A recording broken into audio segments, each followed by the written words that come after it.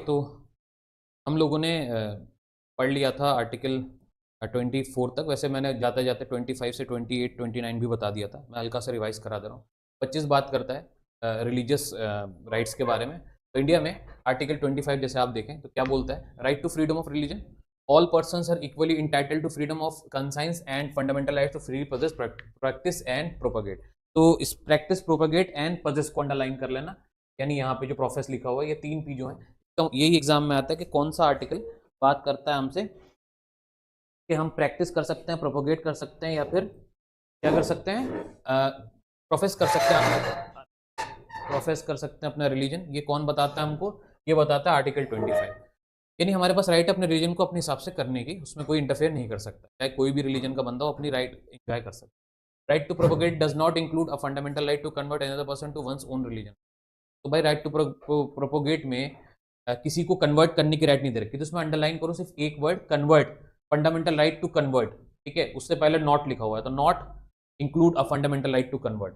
भैया हम किसी को जबरन अपने रिलीजन में कन्वर्ट नहीं कर सकते, ये भी दे रखा है आर्टिकल 25 में, ठीक है। कोई खुद से कन्वर्ट होना चाहे तो कोई दिक्कत। उसके बाद दे रखा है आपका article 25 covers religious belief, doctrines, religious practice, rituals. तो क्या क्या होता है इसके अंदर? रिलीजियस बिलीफ, ये वाला पॉइंट आप छोड़ सकते हो, एग्जाम के लिए रिलेवेंट नहीं भाई। आप जो भी अपना रिलीजन में बिलीव करते हो फॉलो कर सकते हो, और जो भी आप प्रैक्टिस करना चाहते हो अपने रिलीजन को प्रैक्टिस कर, ये भी आप छोड़ सकते हो। अब बात आती है एक्सेप्शंस की। तो भाई कोई भी चीज़ है वो रिलीजन में किसी पब्लिक ऑर्डर, मोरालिटी और हेल्थ के खिलाफ नहीं होनी चाहिए, यानी किसी को नुकसान नहीं होना चाहिए आपके रिलीजियस प्रैक्टिस से। 25 खत्म होता है यहाँ पे। 26 बात करता है एवरी रिलीजियस डिनोमिनेशन और any of its section shall have the following fundamental rights. तो किसी भी रिलीजन वाले को कुछ ये हक दिए गए हैं, right to establish and maintain institution for religion and charitable purpose, कि वो यहाँ पे मेंटेन अंडरलाइन कर लेना, कि वो अपना जो मेंटेन और मैनेज अंडरलाइन कर लेना, कि भाई अपने रिलीजियस पर्पस के लिए वो कुछ भी मेंटेन कर सकता है या मैनेज कर, यानी अपना मैनेजर रह सकता है अपने रिलीजन का। और right to own and acquire movable immovable property, अपनी प्रॉपर्टी खरीद सकता है, उसको खरीद बेच सकता है। Right to administer such property in accordance with law, और साथ में लॉ के हिसाब से इन प्रॉपर्टी को खरीद फरोख्त कर सकता है। 25 और 26 में डिफरेंस क्या है? 25 बात करता है freedom of conscience and free profession practice propagation of religion की, और यहाँ पे बात की जाती है मैनेज की। यहाँ पे आप प्रैक्टिस कर सकते हो, यहाँ पे उसी रिलीजन को मैनेज कर सकते हो। यहाँ ये फंडामेंटल राइट गारंटीड है आपको, इसको कोई छीन नहीं सकता है। अगेन ये वाली फंडामेंटल राइट भी आपको गारंटीड है, यानी सेकंड वाला पॉइंट सेम है। 26 में दे रखा है protects individualistic freedom of religion. तो भाई हर एक इंसान का, इंडिविजुअल का प्रोटेक्शन आर्टिकल 25 में दे रहा है, यानी एक एक आदमी को प्रोटेक्ट किया जाएगा इस रिलीजन में, ठीक है। और यहाँ क्या दे रखा है? एक आदमी की बात नहीं की, यहाँ पे सबको प्रोटेक्ट किया जाएगा, कलेक्टिव फ्रीडम की बात की गई 26 में। तो 25-26 में डिफरेंस, 25 इंडिविजुअल को प्रोटेक्ट करता है, 26 इंडिविजुअल को नहीं कलेक्टिव को प्रोटेक्ट करता है। 27 बात करता है कि भाई आपको किसी भी रिलीजियस पर्पस के लिए किसी को भी टैक्स देने की जरूरत नहीं है, चाहे वो गवर्नमेंट है या कोई भी हो। यही पूरी बात इसमें लिखी हुई है। लेकिन आपसे फी चार्ज की जा सकती है, जैसे कुछ बनवाना है तो मोहल्ले से फी मांग ली, मदरसे में, मस्जिद में, मंदिर में अगर कुछ कंस्ट्रक्ट कराना तो आप फी ले सकते हो, लेकिन बाकी आपको किसी चीज़ को लेने की जरूरत नहीं है, टैक्स फ्री है। तो इसमें बस अंडरलाइन कर लेना प्रोहिबिट टैक्स बट नॉट फी, ये वाली लाइन अंडरलाइन कर लेना। 27 इतना ही बोलता है बस। आर्टिकल 28 बात करता है कि भाई किसी को भी आप जबरदस्ती अपने रिलीजियस इंस्टीट्यूशन में ये नहीं कर सकते कि आपका वो पार्ट बने, यानी आपकी अगर कोई रिलीजियस प्रेयर्स चल रही है तो उसका पार्ट बने। He has right to remain silent, और वो हर जगह साइलेंट रह सकता है, इसमें कोई दिक्कत नहीं है। तो यही वाली बात कहता है आर्टिकल 28। आर्टिकल 28 4 तरह के इंस्टीट्यूशन के बारे में बताता है। Institution Holi maintain by the state completely prohibited, जो इंस्टीट्यूशन पूरी तरीके से स्टेट के द्वारा मेंटेन किए जाते हैं वहां पे इस तरीके की प्रैक्टिस बिल्कुल प्रोहिबिट की गई है। इंस्टीट्यूशन एडमिनिस्ट्रेड बाय स्टेट, जहां पे इंस्टीट्यूशन स्टेट द्वारा सिर्फ मैनेज किए जाते हैं और वो इंडोमेंट या ट्रस्ट के थ्रू चल रहे होते हैं, वहां पे रिलीजियस प्रैक्टिस आप कर सकते हो। इंस्टीट्यूशन रिकॉग्नाइज बाय स्टेट, जो इंस्टीट्यूशन रिकॉग्नाइज स्टेट द्वारा किए जाते हैं वहां पे भी आप इस तरीके की चीजें कर सकते हो। Institution receiving aid from state, जहां पे स्टेट की तरफ से एड मिल रहा है वहां पे भी आप ये वाली पॉइंट्स फॉलो कर सकते हो। तो 28 not an important article for exam, ये वाला एग्जाम में इतना नहीं पूछा जाता, बहुत सिंपल है, इसलिए इसमें ज्यादा मैं समझा भी नहीं रहा। बस इतना कह रहा है कि कहाँ पे आप प्रैक्टिस कर सकते हो, कहाँ पे नहीं। तो जितनी भी स्टेट वाली जगह है जो पूरी तरीके से स्टेट द्वारा मेंटेन किए जाते हैं इंस्टीट्यूशन, वहां पे आप किसी भी तरीके की एजुकेशन को प्रोहिबिट कर सकते हो कि नहीं कर सकते हो? हसन क्या बोल रहा है बताओ। आर्टिकल 28 क्या बोल रहा है? वो इंस्टीट्यूशन जो मेंटेन किए जाते हैं स्टेट द्वारा कंप्लीटली प्रोहिबिटेड, मतलब क्या हो गया इसमें? क्या चीज प्रोहिबिट की गई वहां पे? बिल्कुल ये चीज, freedom from attending religious instruction, यहाँ पे ये चीज प्रोहिबिटेड है जो पहली वाली लाइन में लिखा हुआ है। सेम गोज विद कि भाई बाकी चीजों में क्या होगा। तो 28 को आप बस देख लेना, इतना इंपॉर्टेंट नहीं है। 29 आता है मेन, वो बोलता है कल्चरल एजुकेशन की, तो शॉर्ट साइड में लिख लेना 29 talks about cultural education.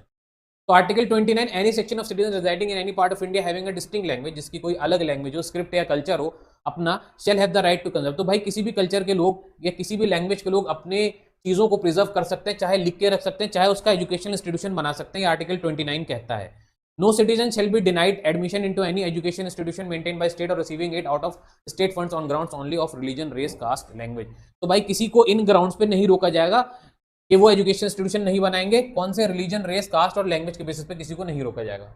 Article 29 का 1 और आर्टिकल 29 का 2 क्या बोलता है? आर्टिकल 29 में पहला पॉइंट ये बोलता है provision protect the right of group. ये जो 29 है ये प्रोटेक्ट करता है इंडिविजुअल को नहीं, ग्रुप को प्रोटेक्ट करता है। और 29 का 2 क्या बोलता है कि भाई ये इंडिविजुअल को भी प्रोटेक्ट करता है। तो यानी यहाँ पे जो प्रोटेक्शन है वो इंडिविजुअल की भी है और कलेक्टिव लोगों की, यानी सबको प्रोटेक्ट किया जाए। चाहे अकेला आदमी वो भी यहाँ पे प्रोटेक्शन ले सकता है और चाहे कोई दूसरा आदमी वो भी प्रोटेक्शन ले सकता है, मतलब ग्रुप भी प्रोटेक्शन ले सकता है। आर्टिकल 29 ग्रांट्स करता है protection to both religious minorities as well as linguistic में। तो यहाँ पे रिलीजियस माइनॉरिटीज हो चाहे लिंग्विस्टिक माइनॉरिटीज हो, दोनों को प्रोटेक्शन मिला हुआ है। जबकि 30 वाले में आप जाओगे तो यहाँ पे जो प्रोटेक्शन मिला हुआ है वो अगेन दोनों को मिला हुआ है, लेकिन लिंग्विस्टिक वाले को ज्यादा मिला हुआ है यहाँ पे। ठीक है, अभी हम इसको देखेंगे 30 वाले को। The constitution of India does not define minorities. Minorities कौन होते हैं ये बताया नहीं है, लेकिन मैंने आपको ऑलरेडी बताया कि माइनॉरिटीज वो लोग होते हैं जो अदर देन हिंदूज होते हैं, यानी जो मेजोरिटी में नहीं होते हैं वो कौन होते हैं? अदर देन हिंदूज होते हैं। एससी हेल्ड दैट, एससी ने ये बताया कि right to conserve the language includes right to agitate for the protection of language. भाई अपनी लैंग्वेज को प्रोटेक्ट करने के लिए धरने लगा सकते हैं। राइट टू एजिटेट दे रखा है यहाँ पे, अंडरलाइन कर लेना। The scope of this article is not necessarily restricted to minorities only. ये जो आर्टिकल 29 है सिर्फ माइनॉरिटीज पे नहीं लगता है, ये मेजॉरिटीज पे भी लगता है। बस बात खत्म। 29 ये बोलता है कि हमारे पास कल्चरल राइट है, कल्चरल राइट में हम अपनी जो लैंग्वेज है उससे प्रोटेक्ट कर सकते हैं। सिर्फ लैंग्वेज कोई नहीं, रिलीजन को भी हम अपने कल्चर को भी प्रोटेक्ट कर सकते हैं। ये हो गया 29। 29 साथ में ये बोलता है कि माइनॉरिटीज हो चाहे मेजॉरिटीज हो, सबका प्रोटेक्शन 29 में मिलेगा। बात खत्म हो गई। तो यहाँ पे किसी एक पार्टिकुलर को प्रोटेक्ट नहीं किया गया, माइनॉरिटी वालों को सिर्फ, मेजॉरिटी वाले को भी प्रोटेक्ट किया गया। अब हम बात करते हैं 30 की। आर्टिकल 30 बात करता है राइट ऑफ माइनॉरिटीज की to establish and administer education institution. तो यहाँ पे माइनॉरिटीज को 30 साफ साफ बोलता है कि हम राइट देते हैं किसको? माइनॉरिटीज को। जबकि 29 क्या बोलता था? राइट किस किस को है? माइनॉरिटीज मेजॉरिटीज दोनों को। तो ये डिफरेंस है, 29 में दोनों प्रोटेक्टेड है, माइनॉरिटीज मेजॉरिटीज, और 30 में ओनली माइनॉरिटीज प्रोटेक्टेड है। ठीक है, आर्टिकल 30 ग्रांट करता है रिलीजियस, लिंग्विस्टिक दोनों तरीके की rights. All minorities have right to establish and administer education institution. जितनी भी माइनॉरिटी इंस्टीट्यूशन है, जैसे मान लो एम यूनिवर्सिटी है, वो अपनी यूनिवर्सिटी अपने हिसाब से बना सकती है, यहाँ पे लिखा हुआ है। Compensation amount fix by the state. अगर आप इनकी प्रॉपर्टी लेते हो तो भाई गवर्नमेंट यानी स्टेट आपको पैसे देगी। जमीन लेगी तो आपको पैसे देगी जितने की वो जमीन होगी, या फिर उसके एवज में आपको प्रॉपर्टी दिलवाएगी कंट्री के अंदर। ठीक है, उतनी ही प्रॉपर्टी दिलवाएगी। ये चीज हमने पढ़ी 44th अमेंडमेंट एक्ट में, ये चीज ऐड की गई बाद में। In granting aid the state shall not discriminate against any education institution. भाई कोई भी एजुकेशन इंस्टीट्यूशन है, अगर पैसे बांटने की बात गवर्नमेंट को आती है तो एक जैसे इंस्टीट्यूशन को एक जैसे ही पैसे बांटे जाएंगे। ऐसा नहीं होगा किसी इंस्टीट्यूशन को ज्यादा दिए जाएंगे, किसी इंस्टीट्यूशन को कम पैसे दिए जाएंगे। Note, protection under article 30 is confined only to minorities. इसमें जो प्रोटेक्शन है वो सिर्फ माइनॉरिटीज को दी गई है।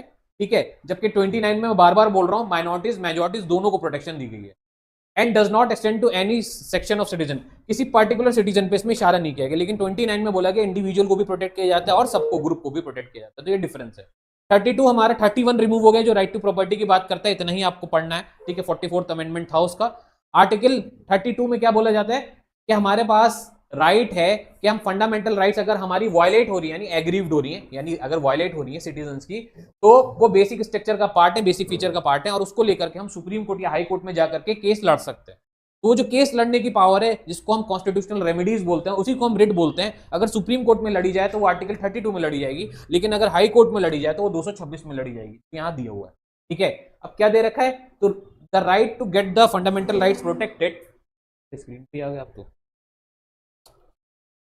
कोई बात नहीं। The right to get the fundamental right protected is in itself a fundamental right. तो फंडामेंटल राइट को प्रोटेक्ट करने वाली राइट खुद में फंडामेंटल राइट होती है। बहुत इंपॉर्टेंट पॉइंट है ये।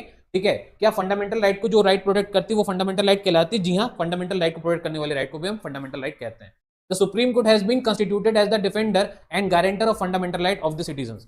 सुप्रीम कोर्ट को बोला गया है, क्या चीज बोला गया है? Defender and guarantor of fundamental. इसको अंडरलाइन कर लो, एमसीक्यू में आता है एग्जाम में, कोई भी एंट्रेंस हो, कि किस बॉडी को इंडिया में डिफेंडर एंड गारंटर बोला गया फंडामेंटल राइट का। तो भाई फंडामेंटल राइट का डिफेंडर एंड गारंटर कौन है?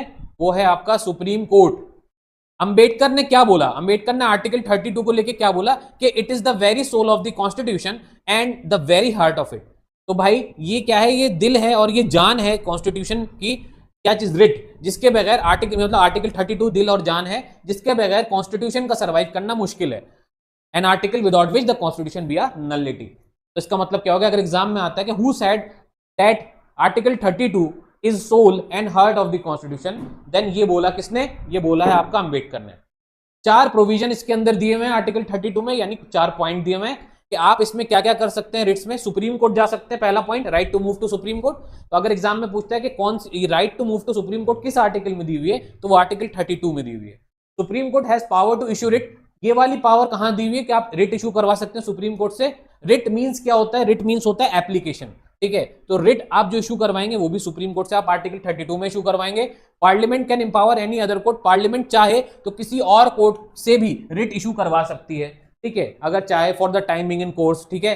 तो ये बात याद रखना, क्या डिस्ट्रिक्ट कोर्ट रिट इशू कर सकती है सर, नहीं कर सकती, लेकिन अगर सर पार्लियामेंट चाहे तो उसे पावर दे सकती है कि उस टाइम पे डिस्ट्रिक्ट कोर्ट्स भी यानी छोटी कोर्ट्स भी रिट इशू कर सकती हैं, पार्लियामेंट अगर चाहेगा तो, इसके अलावा नहीं। Right move the Supreme Court, यानी टू रह गया यहाँ पे, राइट टू लगा लेना, right to move the Supreme Court shall not be suspended except as otherwise provided by the constitution. Supreme Court में जाने की आपको पूरा हक है, आपको कोई रोक नहीं सकता सुप्रीम कोर्ट जाने से, ठीक है, कोई भी बंदा, कोई ऑफिसर भी नहीं रोक सकता, कोई गवर्नमेंट नहीं रोक सकती, अनलेस कोई रेस्ट्रिक्शन लगी हुई हो। रेस्ट्रिक्शन कब लगेगी, जब इंडिया में वॉर लाइक सिचुएशन होगी तब रेस्ट्रिक्शन लग सकती है, लेकिन उस टाइम भी आपके पास राइट है कि आप जा सकते हैं। इमरजेंसी 20 और 21 कभी इमरजेंसी में खत्म नहीं होती, आर्टिकल 20 और 21, उसके अलावा जितने भी आर्टिकल है वो इमरजेंसी में रोके जा सकते हैं, यानी 32 भी रोका जा सकता है। तो आप उस टाइम पर रिट का केस लेके नहीं जाओगे सुप्रीम कोर्ट, अगर इंडिया में इमरजेंसी लगी हुई होगी तो। क्लियर है। 32 और 226 में क्या डिफरेंस है, 32 का ओरिजिनल जुरिडिक्शन कहलाता है, इनका एक्सक्लूसिव एंड ओरिजिनल जुरिडिक्शन कहलाता है, ठीक है, एक डिफरेंस हो गया। अगर एग्जाम में आता है तो एक्सक्लूसिव और ओरिजिनल किसका है, तो भाई हाई कोर्ट का है। Party should first move to High Court, Supreme Court क्या बोलता है कि पहले आप रिट की केस लेके कहां जाइए, आप पहले जाइए हाई कोर्ट में। हाई कोर्ट इसमें कुछ नहीं बोलता है, खामोश रहता है, ठीक है। पहले इसके पॉइंट्स पढ़ लो। Only fundamental right can be enforce, ये क्या बोलता है, यहां पे सुप्रीम कोर्ट में आप सिर्फ कौन सी राइट इन्फोर्स कर सकते हो, एक ही राइट इन्फोर्स कर सकते हो जो कि फंडामेंटल राइट, यानी किसके खिलाफ केस कर सकते हो, फंडामेंटल राइट अगर आपकी वायलेट हुई है तो, ठीक है। लेकिन यहां पे अब यहां कंपेयर करो जरा सा, लीगल एंड कॉन्स्टिट्यूशनल राइट, यहां पे आप फंडामेंटल राइट तो कर सकते हो, उसमें कोई प्रॉब्लम नहीं है, लेकिन साथ में legal right, constitutional right, customary right, human right, कोई भी तरीके की राइट क्या है आप जाकर के हाई कोर्ट में क्लेम कर सकते हो, लेकिन सुप्रीम कोर्ट अगर आप जाओगे तो सिर्फ फंडामेंटल राइट ही क्लेम करोगे, ये याद रखना। टेरिटोरियल जुरिडिक्शन इसका वाइडर है देन हाई कोर्ट, भाई इसकी जो पावर, भाई कोई फैसला सुप्रीम कोर्ट का है वो पूरी इंडिया में लगा ना, तो इसका जो फैसला है वो पूरी इंडिया में लगता है, इसलिए इसके टेरिटोरियल जुरिडिक्शन पावर लगने वाला फैसला वो ज्यादा है, ठीक है। लेकिन अगर हम बात करें इसका जुरिडिक्शन, रिट जुरिडिक्शन इसका वाइडर रिट जुरिडिक्शन, लेकिन इसकी रिट की पावर ज्यादा है। रिट की पावर क्यों ज्यादा है भाई, इसकी रिट की पावर इसलिए कम है क्योंकि सिर्फ फंडामेंटल राइट पे लगती है, उसकी रिट की पावर ज्यादा क्यों, क्योंकि हर तरह की राइट पे लगती है, ठीक है। अब देखो इसकी जो पावर है, इसका जो फैसला पूरे इंडिया में लगता है, और इसका नैरोअर टेरिटोरियल जुरिडिक्शन, टेरिटोरियल मतलब बाउंड्री, वो क्यों है, क्योंकि पूरे इंडिया में नहीं लगता। एक हाईकोर्ट अपने ही स्टेट में एक फैसला दे सकती है, दूसरी स्टेट में वो फैसला वैलिड नहीं रहता है, इस वजह से एक हाईकोर्ट का फैसला एक एरिया में खत्म हो जाता है। Can not refuse to exercise this jurisdiction, hence defender and guarantor of fundamental right, इनको फंडामेंटल राइट का डिफेंडर एंड गारंटर बोलते हैं, हमने ऊपर भी पढ़ा यहाँ पे ये वाली बात, सुप्रीम कोर्ट को बोला जाता है, जबकि हाई कोर्ट को डिफेंडर एंड गारंटर नहीं बोला जाता है, ठीक है। यहां पे ये कभी भी इनके पास कोई रिट एप्लीकेशन आती है तो ये मना नहीं कर सकते हैं रिट को इंटरटेन करने से, यानी इनको रिट का केस लेना ही पड़ेगा, जबकि हाई कोर्ट रिफ्यूज कर सकता है, अगर रिट नहीं लेना चाह रहा तो वो मना कर सकता है, ठीक है। तो ये डिफरेंस है बिटवीन 32 एंड 226। अब सबसे इंपॉर्टेंट सवाल जो आता है, ऊपर से तो नहीं आते इतने क्वेश्चन, यहां से आते हैं कि हमारे पास कितने टाइप की रिट्स हैं। तो हमारे पास 5 तरह की एप्लीकेशन फाइल करने की पावर है, ठीक है। 5 types of writs are there, जिसमें से पहली हैबियस कॉर्पस है, ठीक है। लेकिन देखो 5 लिखी हुई, habeas corpus, mandamus, prohibition, certiorari and quo warranto. तो ये जो है बोरोड फ्रॉम इंग्लिश और प्रेरोगेटिव रिट्स, इसको जो हमने लिया है कहां से लिया है, इंग्लैंड से लिया है, ठीक है, इंग्लिश वाले लॉ से कॉपी किया है, और साथ में वहां पे इसको प्रीरोगेटिव रिट्स बोला जाता है, इंडिया में रिट्स बोला जाता है, नाम का डिफरेंस है, ठीक है। फाउंटेन ऑफ जस्टिस, और साथ में प्रीरोगेटिव रिट्स का मतलब क्या होता है, मीनिंग अगर हम बोले तो उसको हम बोलते हैं fountain of justice, simple meaning जो है। तो ये एग्जाम में नहीं आते हैं, आता क्या है कि कहां से बोरो की, तो भाई आप याद रखना इंग्लिश यानी इंग्लैंड।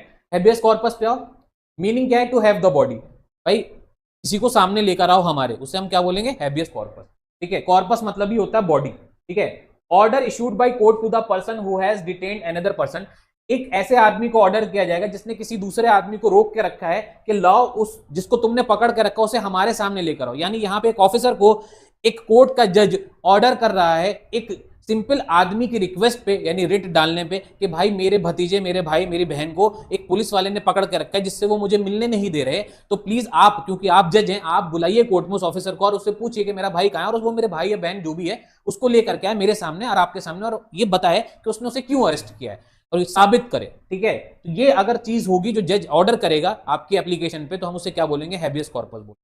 ठीक है, बुलवार्क ऑफ इंडिविजुअल लिबर्टी, कौन सी रिट है जिसे हम बुलवार्क बोलते हैं? बुलवार्क, बहुत बार इन्यू में आया सवाल, बुलवार्क अंडरलाइन करो, बुलवार्क के सामने एरो बना लो, हैबियस कॉर्पस को बोलो, एकदम दिमाग में डालो। बुलवार्क ऑफ द इंडिविजुअल लिबर्टी, यहां पे एक एक इंडिविजुअल की लिबर्टी यानी एक एक बंदे को प्रोटेक्ट किया जाता है, कम्युनिटी को प्रोटेक्ट करने के बजाय एक एक बंदे को प्रोटेक्ट किया जाता है, इसलिए इसको बुलवार्क यानी चिन्ह यानी पहचान बोला जाता है। किसकी?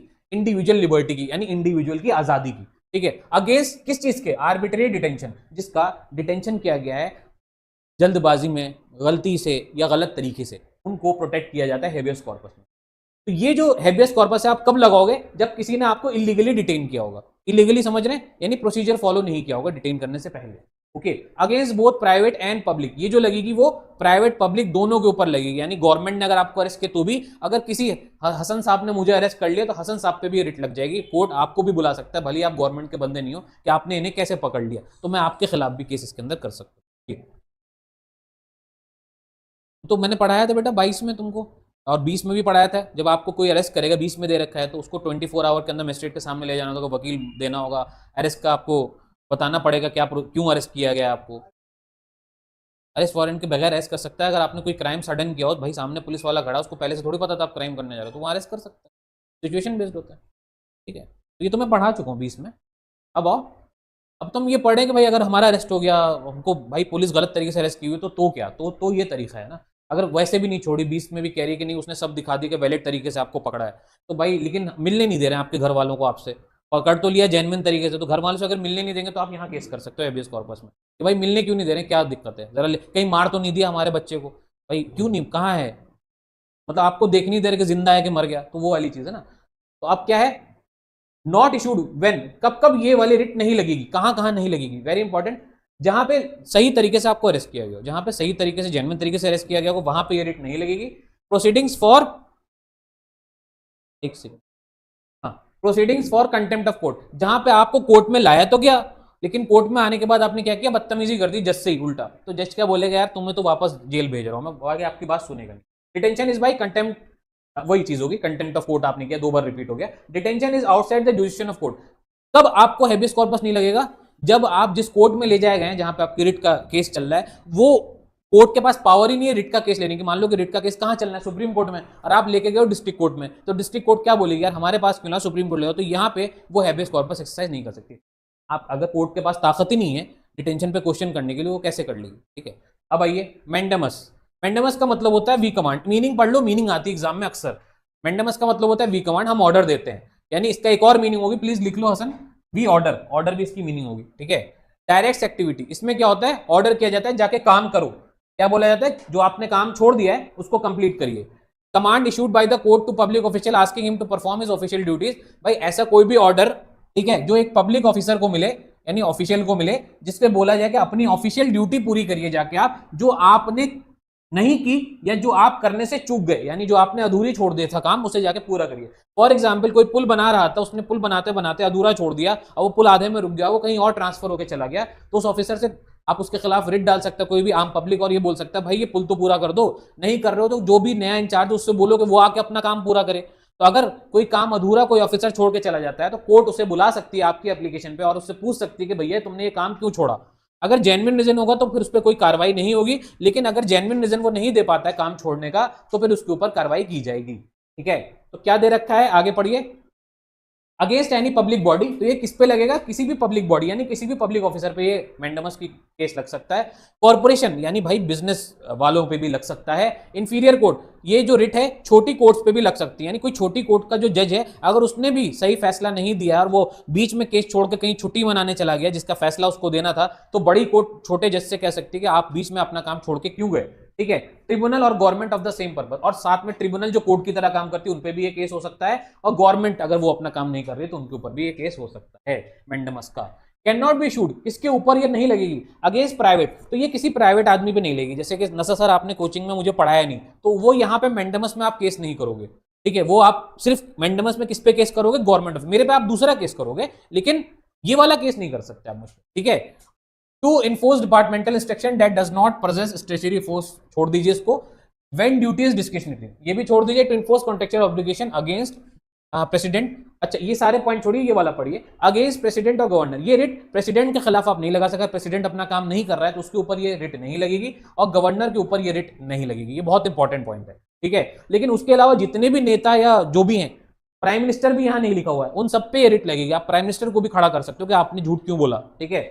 अगेंस्ट चीफ जस्टिस, और किस पे नहीं लगेगी, chief justice of high court, high court के चीफ जस्टिस पे नहीं लगेगी, एक्टिंग इन जुडिशियल कैपेसिटी, अगर हाई कोर्ट के चीफ जस्टिस पे नहीं लग रही है तो ऑब्वियस सी बात है सुप्रीम कोर्ट के भी चीफ जस्टिस पे नहीं लगेगी, ठीक है, लिखा नहीं है पर वो ऑब्वियस सी बात। यहां तक कंप्लीट होगी, दो रिट हमारी। तीसरी हमारी है प्रोहिबिशन, प्रोहिबिशन बात करती है कि माफ करो, टू फॉरबिड, ठीक है, इशूड बाय हायर कोर्ट, या पे छोड़ दो, ठीक है, issued by higher court to lower court, तो ये वाले रिट हमेशा बड़ी कोर्ट छोटी कोर्ट पे ही लगाती है, यानी यहाँ पे किसी अरे गैर ऑफिसर पे कार्रवाई नहीं होगी, यहाँ पे सिर्फ कोर्ट और कोर्ट के बीच में बात हो रही है, यानी थर्ड वाली रिट सिर्फ कोर्ट टू कोर्ट ही में कवर करती है। प्रोहिबिशन डायरेक्ट इन एक्टिविटी, इसमें भी वही ऑर्डर होता है कि भाई क्यों काम नहीं हो रहा है सही से, issued only against judicial and Kashi judicial authority, तो ये जो रिट है ये जुडिशरी के खिलाफ लगेगी या फिर जुडिशरी से मिलती जुलती बॉडीज के खिलाफ ही लगेगी, यानी उनके ऑफिसर्स पे ही लगेगी। जैसे आपके नीति आयोग वाले, वो भी कभी कभी, या पंचायत वाले, वो भी अपने फैसले जज की तरह लेते हैं, तो ये सब क्या है, जो एक्चुअल में वो लोग जज नहीं है पर पंचायत वाले क्या है, जज की तरह फैसले ले सकते हैं, इसलिए उनको हम क्या बोलेंगे, काशी जुडिशियल अथॉरिटीज बोलेंगे, उनके खिलाफ भी इन पे केस हो सकता है। ये किस पे नहीं लगेंगी, ये नहीं लगेंगी एडमिनिस्ट्रेटिव अथॉरिटीज पे, यानी कि किसी भी एडमिनिस्ट्रेशन के बंदे पे, पुलिस, आर्मी, इन सब पे नहीं लगेगी। लेजिस्लेटिव बॉडीज पे ये वाली रिट नहीं लगेगी, यानी कि नेता वेता पे नहीं लगेगी रिट ये, ठीक है। और प्राइवेट इंडिविजुअल, मेरे पे नहीं लगेगी, आप पे नहीं लगेगी, ठीक है, इस जैसी किसी बॉडी पे नहीं लगेगी, तो लगेगी किस पे, सिर्फ कोर्ट और कोर्ट से मिलती जुलती बॉडीज पे ये रिट लगेगी प्रोहिबिशन वाला। इसका मतलब क्या होगा कि भैया तुमने अपना काम क्यों रोक दिया, या फिर फॉरबिड, तुमने जो काम किया उसे छोड़ दो, और क्यों छोड़ा ये बता दो, ठीक है। अब आओ सर्टेरियरी, सर्टेरियरी बात करता है टू बी सर्टिफाइड और इन्फॉर्म, भैया जो भी आप कर रहे हैं, ठीक है, उसके बारे में आप बताइए, इन्फॉर्म करिए, ठीक है। मतलब क्या हो गया, issued by higher court, again ये वाली और ये वाली लगभग सेम है, ये भी हायर कोर्ट लोअर कोर्ट पे करती है और ये भी हायर कोर्ट लोअर कोर्ट पे करती है। इसमें कंप्लीटली किसी को रोक दिया जाता है, इसमें आप जो कर रहे हैं वो सवाल पूछा जाता है कि आप क्यों कर रहे हैं, बस ये डिफरेंस है। तो लोअर कोर्ट और tribunal either to transfer a case pending with the latter to itself और to quash the order of latter in the case, तो इसमें एक ऑर्डर आता है जिसमें हायर कोर्ट लोअर कोर्ट से कहती है कि जो आपके पास केस चल रहा है वो या तो हमारे पास भेज दीजिए क्योंकि आपसे हो नहीं रहा है वो केस, या फिर उस केस को आप खत्म कर दीजिए, हम नए सिरे से शुरू कर देंगे। तो ये प्रिवेंटिव एंड क्यूरेटिव कहलाती है, ठीक है। कैन बी इशूड अगेंस्ट किस किस के खिलाफ ये रिट लगती है, तो भाई judicial and Kashi judicial, same ऊपर वाले की तरह ये भी जुडिशियल और काशी जुडिशियल अथॉरिटी पे लगती है। 1991 में सुप्रीम कोर्ट ने ये बोला, ये जो रिट है can be issued against administrative authority, ये वाली जो रिट है बेटा किस पे लगती है हसन, एडमिनिस्ट्रेटिव अथॉरिटी पे लगती है, लेकिन इसके ऊपर वाली जो इसके जैसी वो एडमिनिस्ट्रेटिव अथॉरिटी पे नहीं लगती है। तो एग्जाम में कंफ्यूज करने के लिए दे देता है कि सर्टेरियरी एडमिनिस्ट्रेटिव पे लगती है कि नहीं लगती, तो ये तो लगती है, प्रोहिबिशन नहीं लगती, और लेकिन दोनों ही हाई कोर्ट से लोअर कोर्ट की तरफ ऑर्डर है, ठीक है। इसमें क्या है, कोई केस जो पेंडिंग चल रहा है उसको अपनी तरफ कोर्ट ले लेगा बड़ा कोर्ट, और ऊपर वाले में क्या है, कोई केस जो चल रहा है उसको केस को रोक देगा बड़ी कोर्ट, छोटी कोर्ट के किसी केस को रोक देगी, तो वो प्रोहिबिशन हो जाएगा। प्रोहिबिशन मतलब ही होता है रोकना, और सर्टेरियरी मतलब होता है कि भैया तुम ये जो फैसला दिए हो ये क्यों दिए हो, या ये तुम जो फैसला देने वाले थे ये क्यों देने वाले थे, ये क्वेश्चन करना, ठीक है। व्हेन इट इफेक्ट्स, अच्छा नॉट अगेंस्ट, और किस पे नहीं लगेगी, ये लेजिस्लेटिव बॉडी पे नहीं लगेगी और प्राइवेट पे नहीं लगेगी। तो डिफरेंस क्या है, लेजिस्लेटिव और प्राइवेट पे तो ये भी नहीं लग रही थी और ये भी नहीं लग रही है, लेकिन एडमिनिस्ट्रेटिव पे ये नहीं लग रही थी और ये वाली लग रही है, बस एक चीज का डिफरेंस है, यहाँ पे एडमिनिस्ट्रेशन वाले बंदों पे भी ये लग सकता है। अब आती है लास्ट क्यू वारंटो, इसमें पूछा जाता है कि किस हद से तुमने ये चीज करी, बाय व्हाट अथॉरिटी, ठीक है, या फिर बाय व्हाट वारंट, ठीक है। Issued by court to enquire into legality, इसमें ये जो रिट इशू की जाती है ये चेक करने के लिए दी जाती है कि भाई जो पब्लिक ऑफिसर अपने ऑफिस में बैठा हुआ है वो एक्चुअल में अपना ऑफिस सही से संभाल रहा है कि नहीं संभाल रहा है, सही से काम कर रहा है कि नहीं कर रहा है, ठीक है। या फिर कोई इलीगली तो किसी ऑफिस में नहीं बैठा हुआ है, कोई किसी और के ऑफिस में इलीगली तो नहीं बैठा हुआ है, ठीक है। तो prevents illegal usurpation of public office by person, भाई गलत यूज करना किसी की कुर्सी पे बैठ के, वो मना किया जाता है इसके अंदर। Issued only in case of substantive public office by person, ये छोड़ दीजिए आप। कैन नॉट बी इशूड, किस पे इशू नहीं होती है, ministerial office, private office, private जैसे मेरा ऑफिस है तो मेरे पे इशू नहीं होगी, कोई मिनिस्ट्री वाला यानी मिनिस्ट्री नेता वाला कोई ऑफिस है उस पर इशू नहीं होगी। उसके अलावा जितने भी गवर्नमेंट ऑफिस हैं उन पे ये रिट लगेगी, ठीक है, उनके सारे ऑफिसर पे रिट लगेगी। Can be sought by an interested person, इस पे केस कौन कर सकता है? कोई भी कर सकता है। अगर मेरा मसला नहीं है, तुम्हारा भी मसला नहीं, किसी और का मसला है, तुम भी केस उसकी जगह कर सकते हो उसके अंदर जाकर के। लेकिन जिसके साथ गलत हुआ सिर्फ वही केस करे, ऐसा नहीं होता। इसमें होता क्या है क्यू वारंटों में, अगर कोई बंदा जिसका टाइम पूरा हो गया अपने ऑफिस में, और ऑफिस का टाइम पूरा होने के बाद भी, यानी उसका रिटायरमेंट हो गया है, कुछ भी ट्रांसफर हो गया है, उसके बाद भी वो किसी गवर्नमेंट के ऑफिस में बैठ करके कोई फैसले दे रहा है जो लोगों को पसंद नहीं आ रहे, क्योंकि अब वो उसमें पावर में है ही नहीं, और दूसरा कोई बंदा जो इंचार्ज है वो आया नहीं, उसके जगह वो 9 दिन से बैठा हुआ और वो उसकी जगह फैसले दिया जा रहा है, तो पहली बात तो फैसला दे नहीं सकता, इनवैलिड है। लेकिन अगर उसने फैसला दिया है तो यहाँ पे सुप्रीम कोर्ट उससे पूछेगी कि तुम किस हक से फैसला दे रहे थे, वो कुर्सी तो तुम्हारी थी ही नहीं। अब इसी को हम बोलते हैं बाई व्हाट अथॉरिटी, ठीक है। और अगर तुमने दिया तो उसके सारे फैसले तो कैंसिल किए जाएंगे। और अगर वो जेन्युइन तरीके से दे रहा था, या फिर जिस ऑफिसर आ रहा था उससे बात होगी, तो वो बोलेगा कि साहब उसने ही मुझसे बोला था कि 9 दिन के लिए तुम संभाल लो, बाकी मैं आकर के देख लूंगा। तो उस 9 दिन में भी ये फैसले नहीं दे सकते, तो कोई भी काम कर सकते, लेकिन कोई डॉक्यूमेंट पे साइन ये नहीं कर सकते, तो लीगली ये वहां पे इंचार्ज थे ही नहीं। तो ये क्या कर सकते थे? फाइलों पर अपनी कमेंट लिख के रख सकते थे। तो इनका ये रीजन देना का काम होगा। अगर ये जो भी ऑफिसर जो कटघरे में बुलाए जाएंगे, उनको साबित करना होगा कि वो सही है या गलत है खुद ऑफिसर। तो जैसी भी सिचुएशन है उस हिसाब से उनको सजा मिलेगी। 5 तरह की रिट कंप्लीट हो जाती है। तो यहाँ पे हमने ये देखा कि 5 रिट ऑफिसर्स के खिलाफ लगती है, अलग अलग लेवल के, जिसमें से 2 जो है प्रोहिबिशन और सर्टेनिटी, वो खास तौर से कोर्ट्स के ऑफिसर के खिलाफ लगती है, और बाकी जो रिट है वो किसी भी ऑफिसर के खिलाफ लग सकती है, except legislative and private individual, यहाँ पे एक्सेप्ट रखा है। अब इसके बाद 33 आता है, 34 आता है और 35 आता है। छोटे छोटे से 33 बात करता है पार्लियामेंट के पास पावर है कि वो फंडामेंटल राइट कम कर सकती है, किसकी? आर्मी की, यानी आम लोगों से हट करके आर्मी वालों की फंडामेंटल राइट्स होती हैं। पैरामिलिट्री फोर्सेस, पुलिस फोर्सेस और इंटेलिजेंस एजेंसी और एनालोगस फोर्सेस, यानी जितनी भी तरीके इंडिया में फोर्सेस हैं, सबकी फंडामेंटल राइट्स तो हैं, पर वो आम आदमी से अलग हैं। और ये कौन बताता है? हमें पार्लियामेंट बताता है, ठीक है। और ये दे कहां रखा है? ये आर्टिकल 33 में दे रखा है। उसके बाद इसमें ये चीज बोली गई है कि भाई आप इसमें और कुछ मत पढ़ो, और कुछ पढ़ने वाला नहीं है। एक बात ये याद रखना कि जो आर्मी के अंदर जो लोग काम कर रहे होते हैं, बार बार आर्मी के, या फिर जो भी खाना बनाने वाले कुक जो भी होते हैं, जब तक वो आर्मी के साथ हैं तब तक उनके ऊपर भी आम आदमी वाली फंडामेंटल राइट नहीं लगेगी। उनके ऊपर कौन सी फंडामेंटल राइट लगेगी? उनके ऊपर भी यही आर्टिकल 33 वाली फंडामेंटल राइट लगेगी।